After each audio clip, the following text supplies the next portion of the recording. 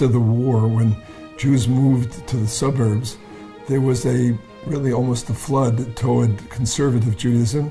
Yeshiva University saw this as a real challenge and threat and helped underwrite Rabbi Jack Sable, who was chosen really to be the outreach rabbi, to reach out to the non-observant or to the less observant or to the more Americanized and show that Orthodoxy could be meaningful and appealing to them. Rabbi Sable, of course, was an organizer, and if not for someone like that, the shul would never have been started, would never have been built, wouldn't be here today, I doubt. There was no Orthodox shul, but there were these families who moved up to Riverdale, and they wanted a rabbi, and they saw the need for it.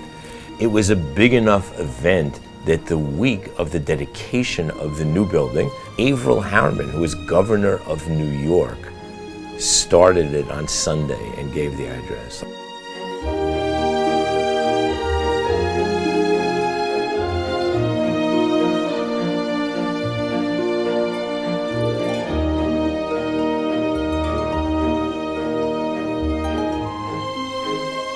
It was literally a shack.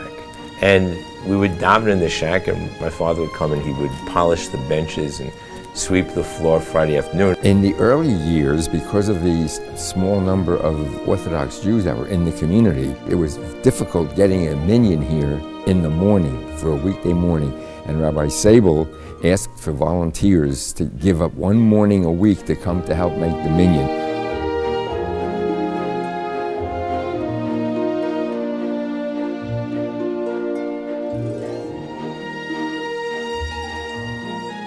We moved here just before Pesach in 1960. Of course, we immediately joined the Jewish Center. It slowly moved towards more modern Orthodoxy. Where Jewish life was growing, beginning to grow, Riverdale really became the place of flight. The Riverdale Jewish Center was at the center of creating that type of an environment and a place where all Jews would be welcome.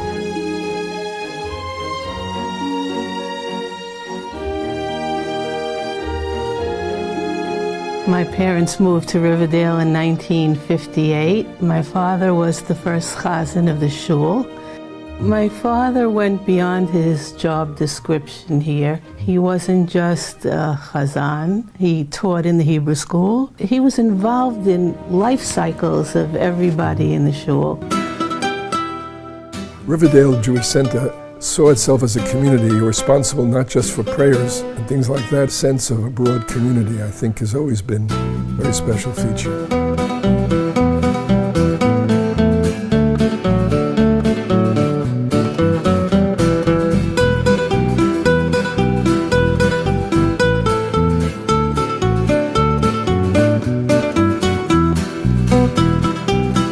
One of the gratifying things is just walk into the shul any time of the day or night and just see the activity that's going on, see the numbers of people, see the numbers of minyanim.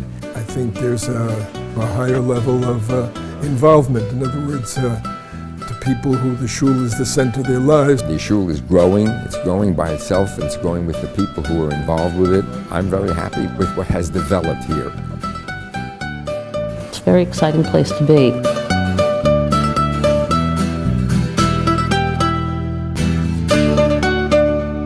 It's really a home to so many people, and I think that's really Rabbi Rosenblatt's approach, is to try to make this a place that's accessible to everybody.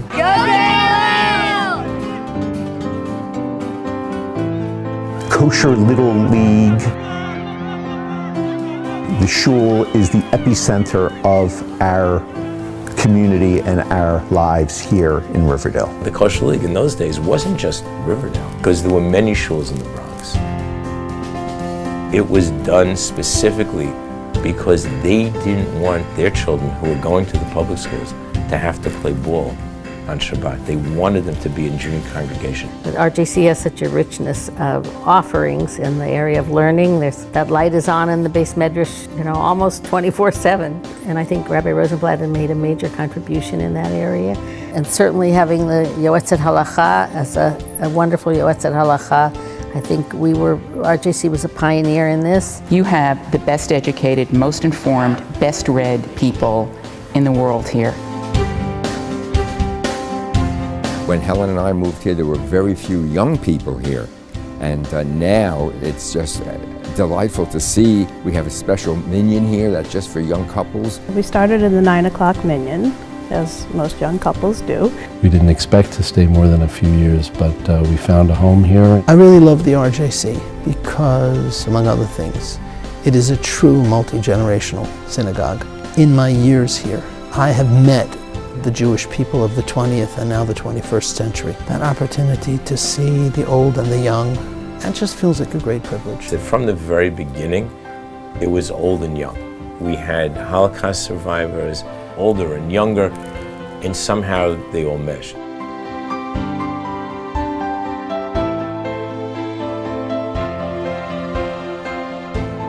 Range of ages in the shul. It's not an older shul, it's not a younger shul. And you see people who sit next to each other on Shabbat, on a regular basis, who span 2 generations and who become good friends. My davening is elevated when the shul feels like they're being elevated. When we moved to Riverdale, it was clear to me that I have never belonged to a shul where I wasn't related to the rabbi. So this was going to be no exception. And then quickly after that, we realized that this was really our home. The first time that he met the rabbi, it was for a concert in memory of Yesela Rosenblatt, and my father met him as a teenager. He made quite an impression on my father then. We see Rabbi Rosenblatt as a shepherd for a large and varied flock. He cares for each member of that flock like Moshe would. You can count on him in bad times and in good times. He's always there to help you. I've gone to many Shiva Minyanim and seen him say unbelievable things about people whom he knew. Brought the Torah.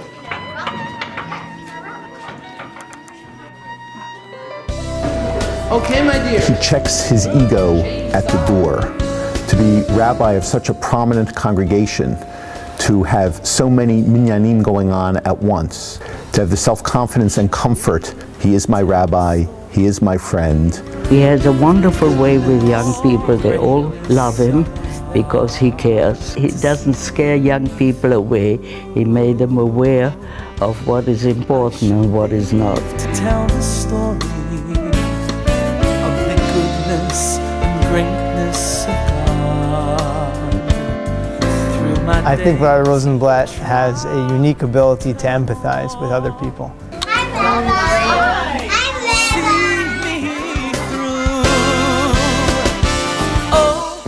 Should be with great Hatzlacha. I think he's an educator par excellence and a brilliant speaker and thinker who's given so many people important advice over the years. He's guided by his own moral compass, what he believes is right, and that doesn't change direction by the way the wind blows. He really has, I think, a unique ability to see the good in people. If he just encompasses the qualities of a true Yirei Shamayim. I think the combination of his human sensitivity, his intellect, and his creativity has enabled him to function in different roles within the shul.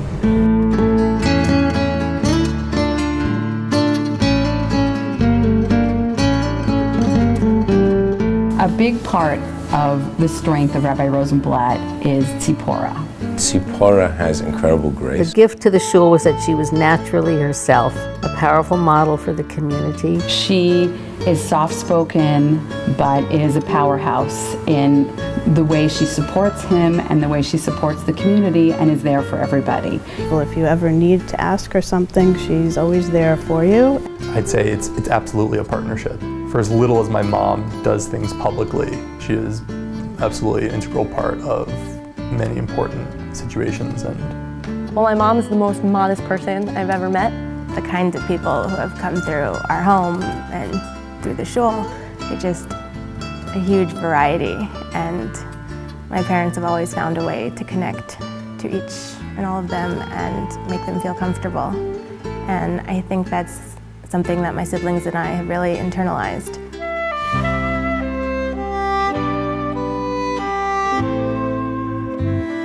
from day one, he has a remarkable pastoral presence. His kindness, his compassion. Of course, he's a teacher, he's a speaker, he's intellectual. And the tradition of being the pastoral rabbi, being involved, good, bad, life cycle, all the things that are important to us, that the Rabbi Rosenblatt, has carried on that tradition. Rabbi Rosenblatt is a gifted scholar, a gifted speaker, a person of great personal passion.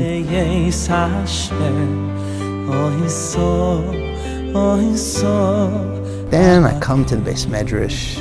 Often I get to turn on the lights, which is a great satisfaction. The quiet of watching the shul come to life at 5:30 and 5:45 and 6 in the morning. When I get up at 5:30 in the morning, which I never did before in my life, and I go to the shiur of the rabbi, for me it's a new birth every day when I go to the shiur. Recently he gave a class on Shir HaShirim, and just the way he analyzes the text. When he was walking through it, I felt like I was reading a text that I'd never seen before. Especially during Rosh Hashanah and Yom Kippur, to have Rabbi Rosenblatt up there emotionally involved in the davening with me, I feel like that is something that is very, very unique. When I see him stoke the fire of the shul's spirit, when the RJC arrives at Mara Kohen on Yom Kippur, until they build the Beis HaMikdash, I can't imagine there's going to be anything better. Rabbi Rosenblatt always made the connection to Israel very strong. Great defender of Israel, great balance on the Israel issue. I feel like with the arrival of AIPAC in my life, that my own sense of meaningful connection to Israel on a day-to-day basis has been refreshed and grown. We are the Poppers with Rabbi Rosenblatt. The rabbi runs a Pearls of Prayer, which he calls Poppers. What is the main purpose of davening? To connect with Hashem. Praise Hashem. You can ask for something. You can thank Him. Shabbos afternoon between Mincha and Maariv, he teaches them all about Tefillah. He has created this program of intern rabbis that would learn from him and learn his technique as a mentor. He's an incredible mentor. One of the greatest joys that I've had during my years here in Riverdale has been the growth of the internship program. Over the past more than 13 years, I have been constantly surrounded by some of the brightest, finest, most loving young Talmidei Chachamim that anyone could imagine. The training of interns really is done by the community here in the RJC. It's they who've made a safe space, a nurturing space for some of the finest young rabbinic talents to get their start. Once I got a taste of the rabbinate, specifically his type of rabbinate, it's something I want to do. And Rabbi Rosenblatt kept guiding me along the path. The compassion and humility, I think, are what encapsulate what Rabbi Rosenblatt sees as his mission in his own personal work, and in giving to us the interns, passing on that notion of what being a rabbi is. He's not afraid to show his funny side and his humor. I think that Rabbi Rosenblatt is the type of guy that could get along with anybody. He could be funny, he could be incredibly articulate. We were having dinner with him at his house Friday night. His food was very good. He's a good cook too. Okay, I'm here in my kitchen on a late Thursday afternoon. Today, the truth is, my list is light. I'm just making the cholent. Only Rabbi Rosenblatt's smile. And we have you in shul, no? You could just see him on a Shabbos, and he could just give you the warmest smile that'll brighten your day. I have to say that's always something. We're just coming to shul for too. It's a unique community. Rabbi Rosenblatt has made it even more unique, both he and Tzipora. When you think of the fact that his service is approaching 30 years, it is quite remarkable. It really means that 50% or half of the whole history of RJC is under one rabbi. I think that in itself is a remarkable fact and statement. It really means in many ways that he has shaped the community. I am so pleased to add my best wishes to Rabbi Jonathan and Tzipora, commemorating their 30 years of extraordinary service to the RJC community. celebrate and to congratulate the Rav Jonathan and the rest of the their accomplishments in molding, and directing, and guiding the Jewish community in its most prominent shul.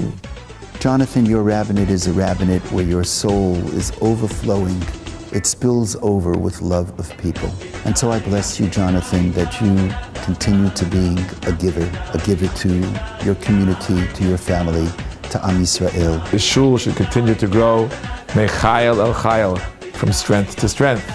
It's my bracha that the rabbi, Rebbe Tzipora, and their entire family should enjoy continued strength as they serve the community, continued good health, and continued nachas from their wonderful children.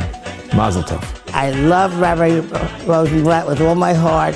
He's always been there for me, and he will continue to do so. Mazel tov to Tzipora and Rabbi Jonathan Rosenblatt on 30 extraordinary years. Mazel tov, Rabbi Rosenblatt. Mazel tov, RJC. Mazel tov, RJC. Mazel tov, Rabbi Mrs. Rosenblatt. Mazel tov to the RJC on 60. אתה התחברת לאישיותו של בעלי, הרב עמיטל ז"ל, ולערכיו. יש בך אהבת אדם מופלאה ורגישות חברתית מדהימה. תהא אישיותך המיוחדת נר לרבים.